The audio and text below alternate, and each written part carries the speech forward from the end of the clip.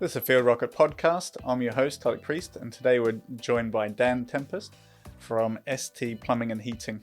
He is also an ambassador for Anton, and today we're going to be talking about analyzers. Yeah, you've always got to be vigilant with your analyzers. I mean, I've seen a lot of people just literally turn it on, stick it in the flue, and not pay that much attention to it. Now, if you see those readings spiking, you need to get your analyzer out, because the more contaminated the further outside of its working parameters that it's going, then that means that all the electronics and all the processor, you can be damaging the processor. It's not really good for not for longevity anyway. That goes for any analyzer. They are an expensive, delicate piece of kit. I know they come in very robust cases, and I think because of that, people think that they're quite, but they're a delicate measuring instrument, and they should always be put in a suitable storage container,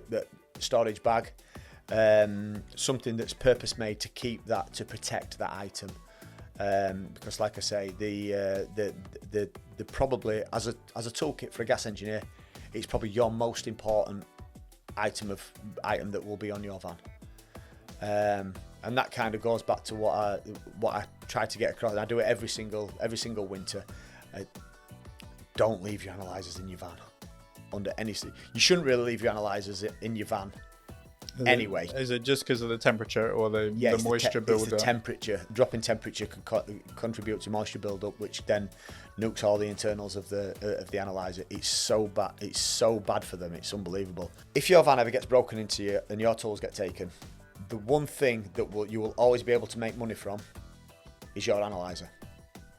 That is the one tool you can get by with basic hand tools. Even if they're your best tools, you can get by with basic hand tools as long as you have your analyzer. But if you don't have your analyzer, work's gone. Until you can replace that, work is gone. You can't work on your gas appliances. And what about tightness tests? A tightness test has to be carried out at certain scenarios. Basically, anytime you touch an ECV, then a tightness test has to be carried out. Mm-hmm. It's not a requirement from a basic service. Do you do one on a basic service? On a basic service, no, I don't do a tightness test on a basic service, because it's not a legal requirement. Mm-hmm. There's an inspection on the gas meter, because you have to do with the gas rate, you have to check the bonding, all that kind of stuff. Mm-hmm. But a tightness test on a service is not a legal requirement. It's a very grey area as to even CP12s. I mean, I would never, ever, ever do a CP12 without a tightness test, before and after. I just wouldn't do it. Why is that? Morally, I wouldn't do it. Because at the end of the day, it's not the homeowners. It doesn't really matter to the homeowner if there's a gas leak there, does it? Because they don't live there. It's simple as that.